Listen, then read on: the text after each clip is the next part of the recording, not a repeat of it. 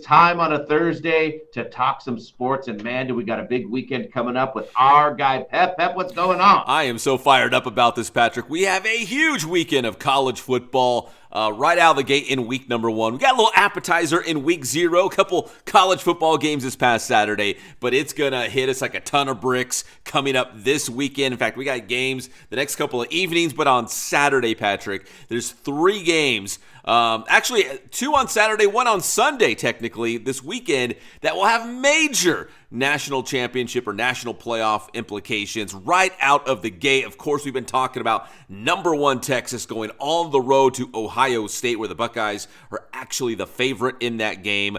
Obviously, that's probably the biggest matchup of the weekend. But also on Saturday, you have Clemson at home against LSU, also on Saturday. Then on Sunday, you've got Miami hosting Notre Dame. All of those teams are in the top 10 in the nation. So massive games right out of the gates. Yeah, week 1. These are no joke games for sure. Those games are huge. Arch Manning, we get to see him finally go against the defending national champions for sure. Catholics versus convicts always is a joke between those two teams. It is pretty amazing how these are lining up. I'm super pumped for even college football. I mean, well done for scheduling this. This is scheduling masterpiece. Yeah, it's like, what did we do to deserve this? I mean, like I just wanted college football, period. But to have these kind of matchups in the first real weekend is amazing. And LSU, Clemson, those might be the 2 quarterbacks in that game. They might be the Heisman front runner. So, I mean, there's so many great reasons to love these matchups coming up this weekend. So, man, it's awesome. A bunch of top 10 teams in action going head-to-head. If you're keeping an eye on our Southern California teams, UCLA is going to open up against Utah. That's a good matchup right there for the Bruins.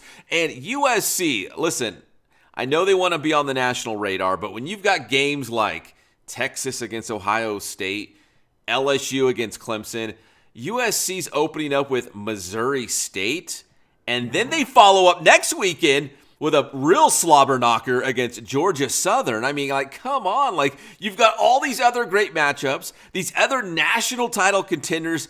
They obviously want to go out and play really good teams. They're not shying away from everyone. And then USC opens up with those 2 teams? Like, come on. Oh, it's like Rocky, right? Setting them up with tomato cans, tune-up fights. I know they look like nothing compared to those huge games. It may be good in the sense of maybe they can get some momentum going. They don't have to get kicked in the teeth right away by a really good team, but it does make them see like they're playing like a high school game or something. Yeah, maybe you're right. Maybe they need to get their confidence and momentum and go 2-0 and like, okay, we're feeling good about ourselves. Now we can get to some really big games in the Big Ten. But it's hard to be like, okay, they're playing Missouri State and we've got Notre Dame against Miami. Like, so anyways, if you're a USC fan, angle it however you want. Maybe they just want to get some couple wins and get that confidence going. But anyways, big weekend of college football coming up. Now, I did want to talk NFL, and how dare Taylor Swift and Travis Kelce hijack the start of the NFL season from me, because I was so excited about the games. A week from today, Patrick, we got Eagles and Cowboys to kick everything off, and yet they go out there and get engaged, and now all the headlines are about them, and they hijack the start of the season. I just want the NFL season to start. I'm ready for some good matchups like that first one right out of the gate, the defending Super Bowl champions. Yeah, I know it.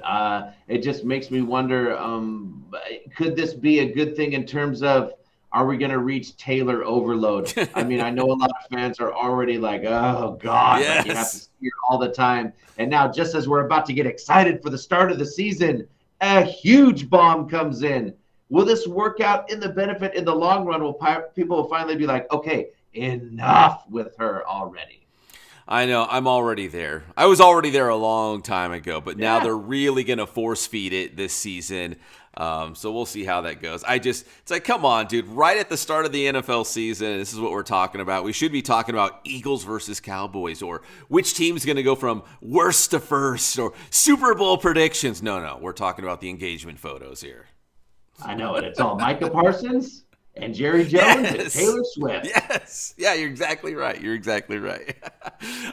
So we talk about Eagles, Cowboys a week from today. Don't forget, a week from tomorrow on Friday night next week, it'll be Chargers and Chiefs in Brazil. Now, probably the headline will be, is Taylor Swift making the trip, down to Brazil to watch the Chiefs? That'll probably be the headline, but in reality, that's a great matchup. Are the Chargers ready to step up and take the crown away from Kansas City in the AFC West?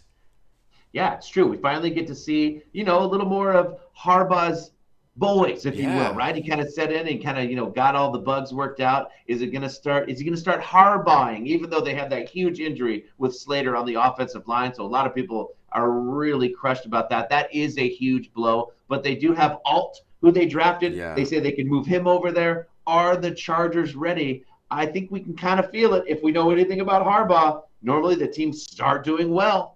Yeah, he wins everywhere, so it's no surprise. Like, they're going to be good, but are they going to be good enough to overthrow Kansas City in the AFC West? That's a huge game for them in that first week of the season. I did want to point out some Raider news. It might have slipped past you, but we did have the 53-man roster, cut day that just happened on Tuesday. The Raiders going out and signing, in a trade, I should say, with the Cleveland Browns. They got quarterback Kenny Pickett. They brought him in.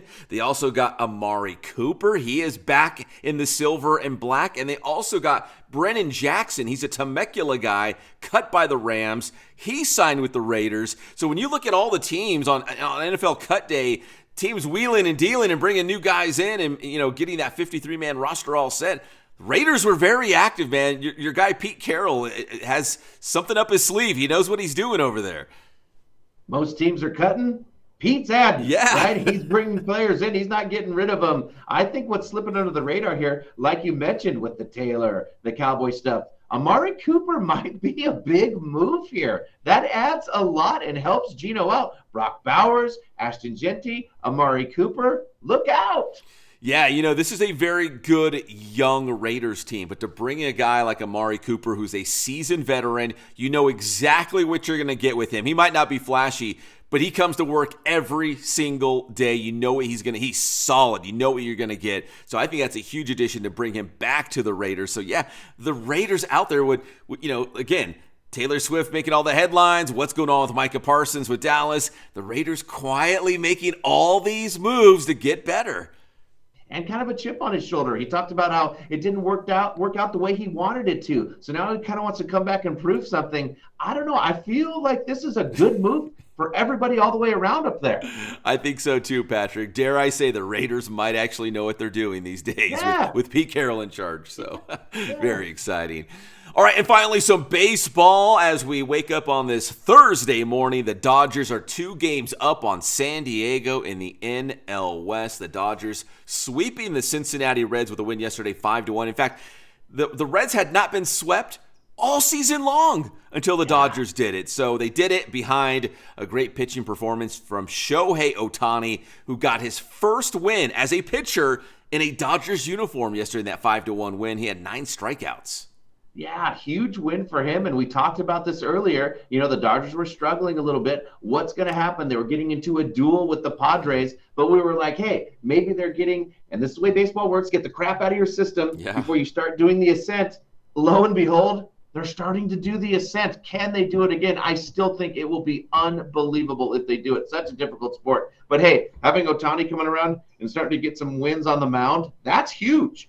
Yeah, that's exciting. He's already having an MVP season at the plate. And if you look at his track record, at least this season as he came back from the injury, he's gotten better really from every single start. He's, first they were only letting him go in like an inning or two. And now he went, I think it was 5 innings yesterday and those 9 strikeouts. So, man, can you imagine having him in the postseason? If you're in a 5-game series, 7-game series, and he's one of your starters, and he's going to go at least once, probably twice in that series, dude. And then Clayton Kershaw's actually been pitching great in the last month. I mean, the Dodgers, maybe they're on the uptick right now.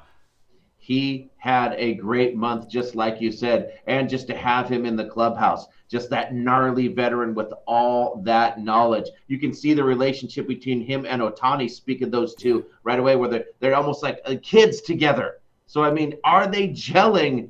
God, could they do it again? Maybe. Yeah, you know what? I know it was all doom and gloom for a couple of days for the Dodger fans, but I think they're feeling pretty good on this Thursday morning as they get ready for this home stretch with the Padres on their heels. Right, we're getting down to the end of the season. Can't wait to see what happens. Big weekend of college football, and then we get into the pros next week. That's why we check in with our guy, Pep. Tell him how to get your stuff. Hey, if you like the old foosball, there's lots of it on Inland Sports right now. You can find us on Instagram and X and Facebook. We're also on YouTube. Just search Inland Sports. Thanks, Pep.